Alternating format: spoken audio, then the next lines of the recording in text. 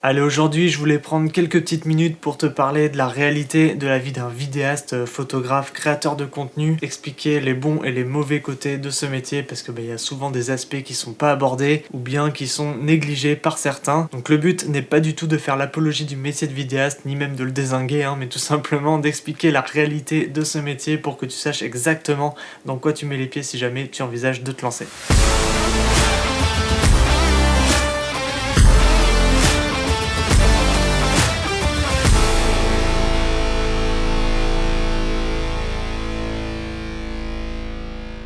Alors avant de commencer cette vidéo, je pense que la moindre des choses c'est de me présenter si jamais tu ne me connais pas. Moi c'est Nico, j'ai 31 ans, je suis photographe et vidéaste depuis plus de 3 ans et pour être totalement honnête avec toi, j'aime pas trop dire que je suis photographe et vidéaste quand je rencontre des personnes parce que en réalité, je fais beaucoup plus de choses que ça, comme d'ailleurs la plupart de mes collègues. On a tendance à simplifier ça à photographe et vidéaste, mais ce sont des métiers qui nécessitent beaucoup de compétences différentes que c'est assez compliqué de devoir tout énumérer.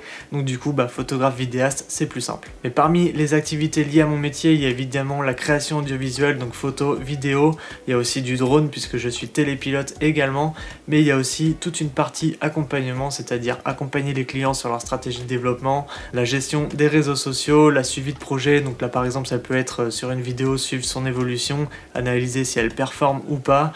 Pour ma part il y a également la partie YouTube, ce que tu vois en ce moment, bien que je le fasse par plaisir et par passion, mais il se trouve que ça me génère des revenus, donc ça fait également partie de mon activité. Entre réfléchir au concept, écrire les scripts, tourner, monter, uploader, faire les miniatures, etc. Tout ça en raison d'une vidéo par semaine. En plus de tout ce que j'ai énuméré juste avant, ça commence à faire beaucoup. Donc du coup, l'intérêt de cette vidéo, c'est de voir avec toi tous les aspects du métier de vidéaste, en tout cas lorsqu'on démarre en tant que freelance, pas forcément sur YouTube, mais juste le métier de vidéaste, de faire un point sur ce qu'est exactement ce métier, les avantages, les inconvénients, et pour ça je vais m'aider d'un sondage que j'ai réalisé durant cet été. D'ailleurs, si jamais t'as pas répondu au sondage, il n'y a pas de souci. Moi je t'invite à noter les réponses en commentaire, comme ça on verra où tu te situes par rapport à l'ensemble des personnes. Donc ce sondage on va l'analyser ensemble, j'ai posé une quinzaine de questions vraiment très simples, à commencer par la première question: depuis quand es-tu vidéaste? Donc j'ai reçu un total de 41 réponses, donc j'espère que ce sera assez représentatif de la population qui fait ce métier. Quoi qu'il en soit, 14,6% des personnes interrogées font ce métier depuis moins de 2 ans, 41,5% entre 2 et 5 ans et 43,9% depuis plus de 5 ans.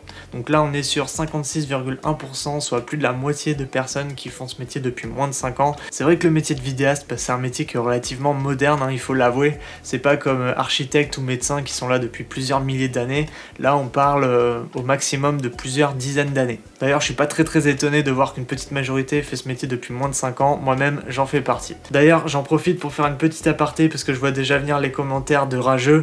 Qui es-tu pour faire ce genre de vidéo? Tu fais ce métier que depuis 3 ans, blabla, ouin, moi je fais ça depuis 40 ans. Donc certes je suis pas le plus expérimenté ni même le meilleur vidéaste au monde, j'en ai bien conscience. Tous les jours moi ce qui m'intéresse c'est à m'améliorer, à faire mieux que hier, à faire mieux que la fois d'avant. Mais s'il y a bien une chose que j'ai apprise durant ces 3 dernières années, c'est que je suis un vrai passionné. J'ai pu analyser pas mal d'aspects de ce métier, ce qui me permet aujourd'hui de pouvoir faire un petit retour, de pouvoir faire cette vidéo et d'en parler avec un petit peu de recul. Voilà, ceci étant dit, question suivante: quel est ton statut? On a une bonne majorité de freelance, on a 61% de freelance, ensuite on a du gérant de société, donc 34,1%, et ensuite on a 2,4% de salariés et 2,4% de autres, donc je sais pas, ça peut être intermittent peut-être.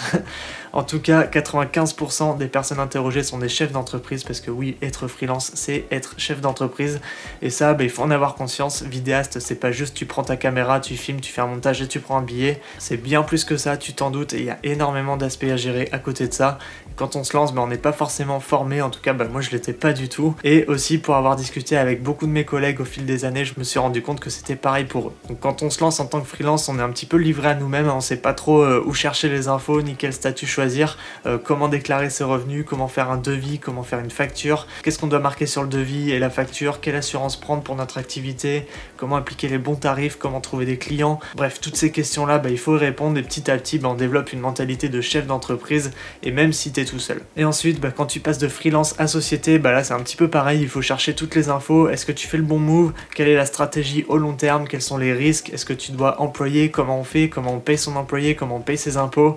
Comment gérer la compta, les finances, tout ça, ce sont que des exemples, bien sûr, je sais il y a beaucoup plus d'aspects que ça. Et c'est pour te donner un ordre d'idée, il faut passer du temps à réfléchir, similaire à ce à quoi ta structure doit ressembler. Allez, on poursuit avec la question suivante. Comment s'est passée la gestion de ta structure lorsque tu as débuté? On a 70,5% des personnes qui ont tout appris sur le tas, j'en fais partie. 11,4% qui se sont fait aider par des proches entrepreneurs, 11,4% également par des organismes et 6,8% se sont formés. Personnellement, moi j'aurais adoré avoir une formation sur comment gérer une auto-entreprise quand j'ai débuté. Je me souviens à l'époque, j'ai cherché, j'ai vraiment pas trouvé où ni comment on pouvait être formé, donc j'ai fait comme tout le monde, je me suis débrouillé par moi-même. Ça a pris beaucoup plus de temps forcément que si j'avais été formé. J'ai beaucoup galéré, l'administratif en France, tu le sais, c'est très long, c'est très compliqué. On n'a pas toutes les infos au même endroit, donc il faut savoir où aller les chercher, comment les chercher. Donc ça c'est vraiment très galère, renseigne-toi au maximum. Question suivante, est-ce que tu fais uniquement de la vidéo? On a 17,5% de oui, ce qui veut dire que 82,5% des personnes interrogées font autre chose, donc soit de la photo, soit du drone, du graphisme, du design, gestion des réseaux sociaux ou bien même d'autres métiers. Donc ça sous-entend que la majorité des personnes ont plusieurs compétences au service de leur structure. Donc ça c'est pas nouveau, hein, c'est quelque chose qu'on voit de plus en plus. Moi je connais pas beaucoup de vidéastes purs ou alors de photographes purs. Faut savoir toucher un petit peu à tout aujourd'hui parce que c'est ce qui est souvent demandé par les clients. Question suivante, comment tu t'es formé? Perso, moi je me retrouve dans la majorité, c'est-à-dire autodidacte. On est environ 55% à avoir poncé les tutos YouTube et écouté les conseils de nos confrères plus expérimentés. 26,9% sont issus d'écoles audiovisuelles, c'est plus d'1 sur 4. Franchement, je pensais pas autant, mais quand on y réfléchit, c'est quand même assez logique.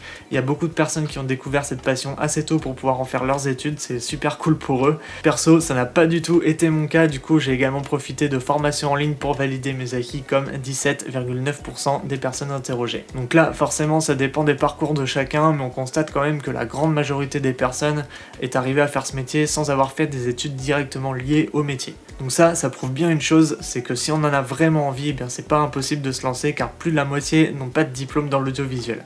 Allez, on poursuit avec la question suivante, comment as-tu financé le démarrage de ton activité?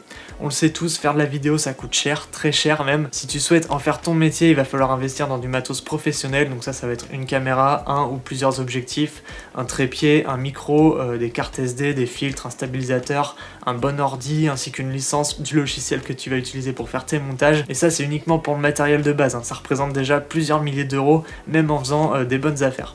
Donc quand on démarre, je sais très bien qu'on n'a pas 10 000 euros à le claquer dans du matos, en tout cas pour la plupart des gens, moi c'était mon cas, j'avais pas 10K à dépenser. Si c'est le cas pour toi, tant mieux, mais la réalité pour beaucoup d'entre nous, elle est totalement différente.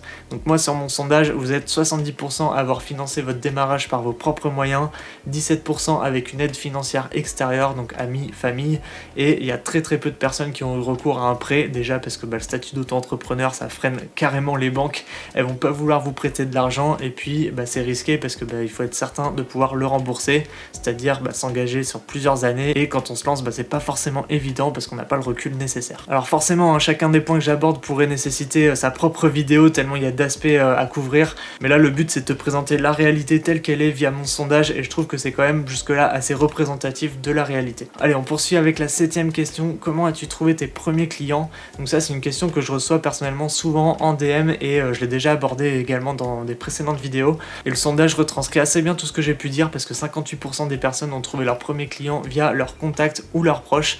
Tu connais forcément quelqu'un dans ton entourage qui peut avoir besoin de tes services. L'entourage, c'est pas forcément tes parents, ton oncle ou ta sœur, ça peut être n'importe qui que tu connais. Je sais pas, moi par exemple un ancien pote d'école qui est devenu chef d'entreprise, ou alors qui bosse pour une structure qui pourrait avoir besoin de tes services. Ça peut être, je sais pas moi par exemple un ami de la famille. Enfin bref, élargis le spectre des connaissances au maximum et c'est comme ça que tu arriveras à trouver tes premiers clients. Sinon, il y a aussi le démarchage, il y a presque un quart des personnes interrogées qui ont trouvé leur premier client de cette manière. Si jamais tu connais vraiment personne autour de toi qui peut avoir besoin de tes services, force le destin. Propose tes services aux entreprises autour de chez toi. Déjà, il y a le côté humain, les gens ils apprécient le contact et en général ils aiment bien travailler avec des personnes proches de chez elles. Troisième possibilité, les gens viennent à toi. Si c'est le cas, t'as pas grand chose à faire, t'as su te placer comme étant la personne qui vient solutionner leurs problèmes. Donc là, jackpot, t'as rien à faire. Quelle est la fréquence de travail hebdomadaire? C'est vrai que quand on fait un métier freelance ou gérant de société, c'est souvent le cas et on a souvent ça dans la tête, hein, on compte pas vraiment nos heures, du moins pas au début. Si jamais tu comptes tes heures, c'est vraiment cool parce que même moi, au bout de plusieurs années, je le fais toujours pas. Alors je sais à peu près quand je travaille pas, mais c'est assez compliqué de devoir quantifier exactement quand je travaille. Donc honnêtement, si je devais répondre à cette question, je dirais que je suis aux alentours de 40-45 heures par semaine. Alors le graphique, je le trouve vraiment très intéressant sur cette question puisqu'on retrouve le même pourcentage de gens qui travaillent plus et moins de 35 heures. Au total, on a quasiment 70% des gens qui disent travailler 35 heures et plus. Et là, je sais que beaucoup vont s'y retrouver, hein, quand on fait un métier qu'on kiffe vraiment, c'est vraiment plus facile de devoir y consacrer du temps plutôt que de faire un métier qui nous plaît pas, ça c'est tout à fait normal. Là où je suis étonné par contre, c'est de voir qu'il y a 29,3% des gens qui disent travailler moins de 35 heures par semaine. Alors est-ce que c'est moins de 35 heures parce qu'il n'y a pas assez de clients? Est-ce que le travail est fait de manière assez efficace pour qu'on n'ait pas besoin de travailler plus? Ou alors est-ce que ce sont des personnes qui ont une vie de famille et qui ont réussi à dégager du temps pour pouvoir en profiter? Dans tous les cas, sauf pour le cas où il n'y a pas de clients, c'est assez cool. Ça veut dire que chez certains, le côté entrepreneur freelance prend vraiment tout son sens finalement. C'est un statut qui est souvent associé aux notions de liberté, d'indépendance, mais c'est sûr que si on bosse 50 heures par semaine, le côté liberté, on le perd vite de vue. Question suivante, est-ce que tu estimes gagner suffisamment ta vie par rapport au temps passé à travailler? Alors clairement, je m'attendais à cette réponse, mais pas à un score aussi serré. On est sur du 58,5% de non et 41,5% de oui. En fait, si je fais une petite analyse de ce graphique, cette réponse me fait penser à celui de la question précédente sur la fréquence de travail hebdomadaire. C'est difficile de trouver un lien direct, je suis d'accord, mais le pourcentage de ceux qui ont répondu non correspond plus ou moins au pourcentage de ceux qui travaillent plus de 35 heures. Donc du coup, la question c'est, est-ce que le fait de beaucoup travailler nous donne l'impression de pas gagner assez? Je sais que c'est assez compliqué de devoir donner une réponse, mais je pense que d'une part, c'est un petit peu lié. Est-ce qu'il faudrait pas mieux concentrer nos efforts sur ce qui rapporte réellement de l'argent, si c'est vraiment ça ta source de motivation? Allez, question suivante, est-ce que tu arrives à déconnecter du travail facilement? On est à 24,4% de oui tous les jours, 22% de oui 2 à 3 fois par semaine, une grosse majorité de c'est assez rare, 36,6% et jamais 17,1%. Personnellement, moi je suis quelqu'un qui travaille énormément, donc j'ai mes clients, j'ai la chaîne YouTube, j'ai les réseaux sociaux, j'ai le podcast, donc j'ai vraiment besoin de déconnecter de temps en temps, c'est quelque chose qui est devenu vital pour moi, mais il y a quelques années, j'en avais pas envie en fait. J'adore tellement ce que je fais que je pouvais passer tout mon temps à bosser. À force d'avoir trop la tête dans le guidon et de jamais pouvoir se relever, il arrive un jour où on s'en sort plus, on se met trop de tâches à effectuer et c'est impossible d'en voir le bout. Franchement, crois-moi, je suis passé par là l'année dernière, c'est vraiment pas cool. Depuis, je suis passé de c'est assez rare à oui tous les jours. Tous les jours, je fais ma séance de sport, c'est vraiment mon moment de la journée où je suis totalement déconnecté du travail. On peut m'appeler pour du boulot, on peut m'envoyer des messages, etc. Je ne répondrai pas parce que c'est un besoin que j'ai d'être dans ma bulle en fait, tout simplement dans un environnement qui est totalement différent que celui du boulot. Après ça, c'est forcément un équilibre à trouver. Je suis pas en train de te dire de faire comme moi, mais trouve-toi un équilibre, ton équilibre, c'est là où je veux en venir. Si jamais tu l'as déjà, tant mieux, ne le lâche pas. Vraiment, c'est quelque chose d'extrêmement important, c'est ton socle, c'est ce qui va te permettre de vraiment rester debout. Mais si jamais tu galères à déconnecter du boulot, franchement, je te conseille de te forcer. Ça te permettra déjà de prendre du recul et aussi de pouvoir revenir bosser avec un petit peu plus de fraîcheur. Moi, avant, j'avais ce sentiment et je pense que beaucoup vont se reconnaître où quand j'arrêtais de bosser, je culpabilisais énormément, comme si au moment où j'arrête, en fait, quelqu'un est en train de me passer devant. Donc j'ai compris que c'était pas du tout sain comme réaction et comme manière de penser, parce que on est tous à un stade différent de nos parcours. Moi je pense que la clé elle est là, c'est d'arriver à s'écouter et de pas culpabiliser lorsqu'on prend du temps pour soi. Allez, on enchaîne, prochaine question, on va parler du ratio tournage post-prod. Alors là où j'ai fait une petite connerie dans mon sondage, c'est que j'ai pas mis de réponse à choisir, chacun écrivait le ratio qu'il souhaitait. Du coup j'ai quasiment une réponse différente par personne, donc j'ai réussi à tout classer. Et en termes de tournage-montage, on a une grande majorité des personnes interrogées qui disent faire entre 20 et 40% de tournage pour entre 60 et 80% de montage, donc 67,5% des personnes, c'est quand même beaucoup. On a 15% des gens qui disent faire moitié-moitié et une toute petite partie qui dit ne faire quasiment que du tournage. Donc moi je trouve que ça retranscrit pas trop mal la réalité. C'est vrai que si jamais tu es amené à bosser sur un projet de A à Z, généralement tu vas passer beaucoup plus de temps au montage plutôt qu'au tournage. Pour donner une idée, moi par exemple pour une journée de tournage, je compte environ 2 à 3 jours de montage selon le projet forcément. Donc c'est clair que ça fait du temps à passer devant son ordi. Tu seras pas en déplacement tout le temps, ça c'est vraiment la réalité. Parfois il y aura même des moments un peu plus creux que les autres. Donc ça c'est quelque chose qu'il faut avoir en tête, c'est la réalité du métier, tout le monde passe par là. Et c'est pas parce qu'on a un business qui dure depuis des années que ça n'arrive pas non plus, on est dépendant de la demande tout simplement. Ensuite j'ai demandé quel est le logiciel utilisé pour le montage. Donc on a Premiere Pro qui arrive en tête avec 57,5%, suivi suivi de DaVinci Resolve avec 25% et Final Cut avec 17,5%. Honnêtement, je m'attendais pas à un tel écart entre Premiere et DaVinci, je pensais que ça allait être un petit peu plus serré parce que aujourd'hui les deux logiciels sont assez complets et je sais que beaucoup de gens font le move entre Premiere et DaVinci pour aller vers DaVinci parce que on a une interface qui est un peu plus moderne et moins chère. Le coût du logiciel c'est quelque chose qu'il faut surtout pas négliger et il faut que ce soit pris en compte également dans la tarification de tes vidéos. Allez, on poursuit, on va parler vite fait de matos, ça c'est la question qu'on me pose à chaque fois. Quel boîtier prendre, quel modèle, quel objectif, machin. Et bien les vidéastes ont répondu et la marque qui ressort en premier c'est Sony. En effet, 37% des personnes interrogées sont sur Sony, 27% chez Pana avec le S5 II qui est tout simplement phénoménal et 17% chez Canon. Ensuite, on a un petit peu de Blackmagic, de Fuji, Nikon et Olympus. Alors, je vais pas m'éterniser sur l'aspect du matos, je parle pas de modèle de boîtier, je parle juste de marque. Le modèle, c'est forcément à toi de l'identifier selon ton budget, mais surtout tes besoins. Vient ensuite le choix de l'objectif. Donc aujourd'hui, toutes les marques proposent des gammes assez complètes, ils se valent tous. Donc ça va vraiment être à toi de définir tes préférences. Allez, assez parlé matos, j'ai demandé aux participants de me donner un gros désavantage du métier de vidéaste, donc je vais pas tous les passer en revue mais j'en ai sélectionné quelques-uns. Le premier désavantage, ce sont les revenus fluctuants et la retraite faible. Alors ça c'est un truc, forcément on n'y pense pas quand on débute dans la vie active ou même quand on lance un business, on pense pas forcément à cotiser pour la retraite parce qu'on se dit c'est tellement loin qu'on a le temps d'y penser, mais du coup les années passent sans qu'on ait fait quoi que ce soit et le jour où on est en âge de partir à la retraite, on se trouve avec pas grand chose, voire rien du tout, car on a quasiment rien cotisé. Autre désavantage, on retrouve la solitude, le manque de temps, la gestion administrative, les contrats non réguliers, l'instabilité, ça va de pair les deux, aucune indemnité en cas de période non travaillée, une prise de risque aussi parce qu'on investit dans du matos qu'il faut amortir, donc on tire pas forcément de bénéfices réels sur le court terme. La concurrence est très rude et a tendance à dévaloriser le marché en appliquant des tarifs bas, ça c'est vraiment un aspect qui est souvent revenu dans mes réponses, au moins une dizaine de fois, et je dois dire que je suis quand même assez d'accord, si jamais tu souhaites te lancer, fais en sorte d'appliquer les bons tarifs dès le départ.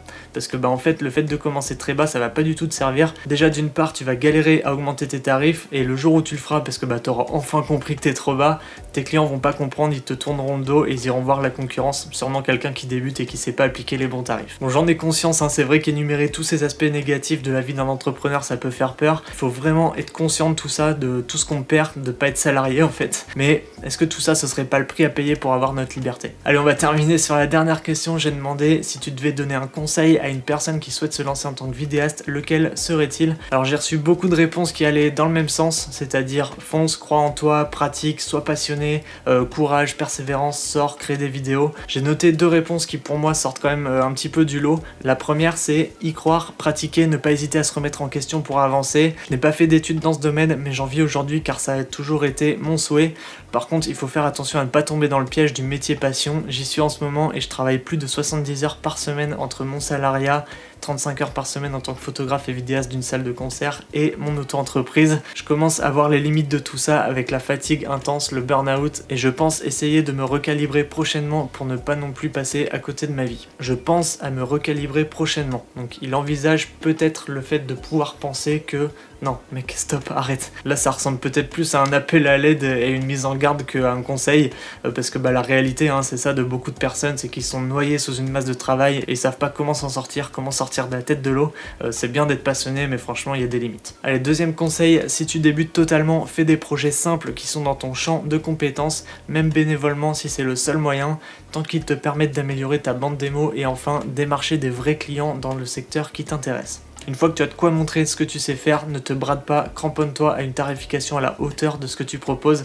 Dernier conseil, la relation client est très importante et ne doit pas être négligée jusqu'à une certaine limite. Lorsque le client ne te respecte plus, dans ce cas, fini les compromis. Là tout est dit, je suis entièrement d'accord sur tous les points, il n'y a rien à rajouter. Donc du coup, ce qu'on peut retenir de cette vidéo, c'est que le métier de vidéaste, comme à peu près tous les métiers freelance, possède son lot de désavantages. Le but ici, c'est vraiment pas de détruire le moral de celles et ceux qui veulent se lancer, mais vraiment de montrer la réalité, dire les choses telles qu'elles sont, les choses qu'on ne dit pas et qui font pourtant partie intégrante de notre vie. Il y a une personne qui m'a mis à la fin de son message: je fais ce métier depuis 20 ans et j'ai une vie de famille. C'est un aspect très important et sous-estimé car le métier de vidéaste est trop souvent associé à être jeune, célibataire, sans enfant et n'avoir que dormir, manger, filmer à faire de ses journées.